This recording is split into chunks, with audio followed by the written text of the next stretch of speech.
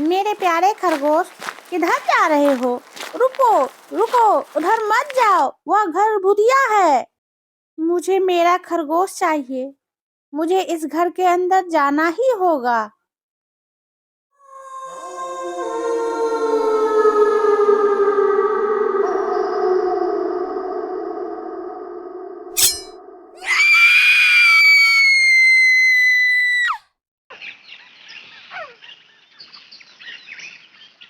खुशहालपुर गांव में दो दोस्त रामू और श्याम रहा करते थे। दोनों गरीबी से काफी परेशान रहा करता था। अरे रामू, हम लोग इस तरह कब तक गरीबी झेलते रहेंगे?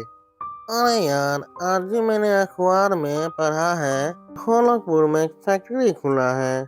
वहाँ कुछ पढ़े लिखे लोगों की जरूरत है। मैं यह सोच रहा हूँ कि हमें भी वहाँ काम करना चाहिए। वैसे भी हम लोग यहाँ रह के तो बेरोजगार ही बैठे हैं। सच में? तब तो चलो।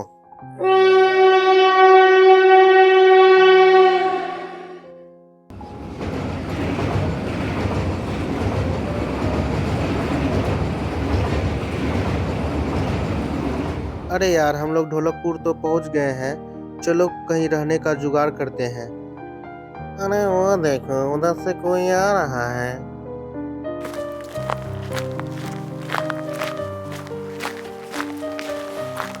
जरा रुकिए भाई साहब। हाँ बोलो, क्या काम है? लगते हो तुम इस गांव के नहीं हो। हाँ, सुना है इस गांव में फैक्ट्री खुला है। वहीं काम करने के लिए आया हूँ। क्या आप बता सकते हैं यहाँ कहीं किराए पे रूम मिलेगा? नहीं नहीं, मुझे नहीं पता।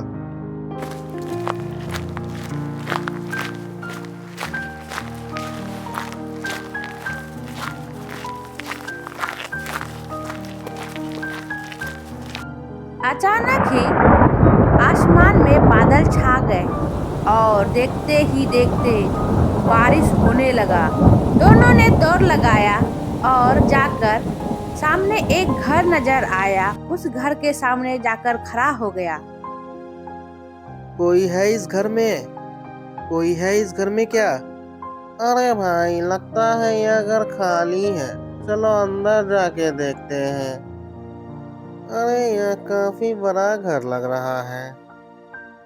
हाँ, यह घर काफी बड़ा है। लगता है वर्षों से यहाँ कोई नहीं रहता है, इसलिए यह घर इतना गंदा है। हाँ, चलो अब मजा ही आ गया। कम से कम रहने का ठिकाना तो मिल गया।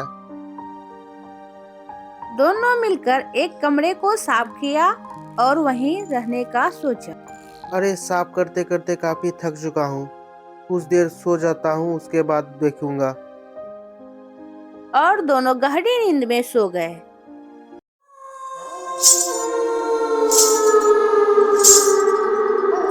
थकान होने के कारण दोनों गहरी नींद में थे, जिस कारण उन दोनों ने घुंघरू की आवाज नहीं सुनी।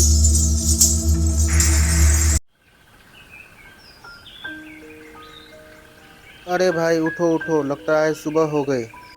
अरे यार, थोड़ी देर और सोने देते तो क्या होता। हम लोग को काम भी तो ढूंढना है। चलो पहले चाय पी के आते हैं। अरे काकी, 2 कप चाय पिलाना तो। हाँ बेटा, क्यों नहीं। तुम दोनों को देखकर लगता है कि इस गांव में नए नए आए हो। हाँ काकी, आपने सही पकड़ा। अरे बेटा, तुम कहाँ ठहरे हो? गांव के किनारे एक खंडर ऐसा घर है ना, वहीं पे ठहरा हूँ। क्या? उस भूरिया घर में? और तुम लोग रात भी गुजार लिए? पता नहीं तुम लोग कैसे जिंदा बच गए। क्यों काकी, ऐसा क्या बात है उस घर में?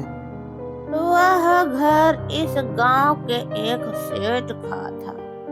उसकी एक बहुत ही खूबसूरत बेटी थी, जिसका शादी हो गया था, लेकिन उसके ससुराल वालों ने उसे नापसंद कर दिया, जिस कारण वह इस गांव में रहा करती थी। एक दिन उसका पति उसे फिर से लेने आया, लेकिन उसे क्या पता था कि वह उसे मार कर चला जाएगा। वह रात अमावस की थी बेटा। तभी से मानो उस घर में भूत टहल रहा हो। वो भी उस लड़की की। उसकी आत्मा को शांति नहीं मिला बेटा, जिस कारण सेठ के सभी लोग मर गए। ठीक है काकी, आपकी कहानी सुनने में काफी अच्छी लगी। वे दोनों इस कहानी को मजाक में लिया और वहां से निकल पड़े। वे दोनों फैक्ट्री से काम कर घर वापस लौट आया। अरे भाई, काफी थक चुका हूँ, चलो सोने चलते हैं। हाँ भाई, तुम ठीक ही बोल रहे हो, चलो सोते हैं।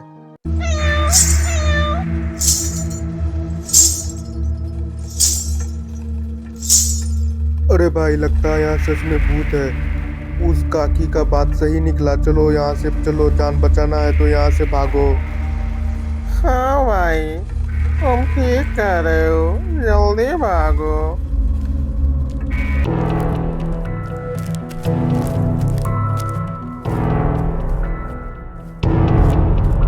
चलो भाई, हम लोग यहीं सो जाते हैं।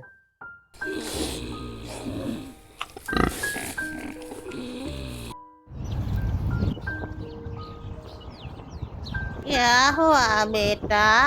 रात में तुम्हें कुछ दिखा क्या? पेड़ के नीचे सोए हुए हो? अरे नहीं काकी, गर्मी लग रही थी इसलिए पेड़ के नीचे आके सोया हूँ। बेटा, आज अमावस की रात है। तुम लोग इस घर में ठीक से रहना।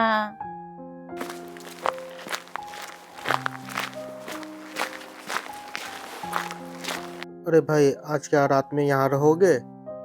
अरे भूत वूत कुछ नहीं होता है, वो तो बिल्ली थी इसलिए डर गए।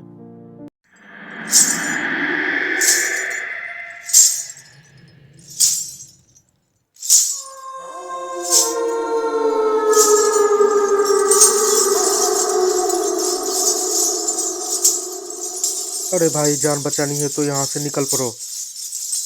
हाँ भाई, तुम सही बोल रहे हो, अब मैं दोबारा यहाँ कभी नहीं आऊंगा।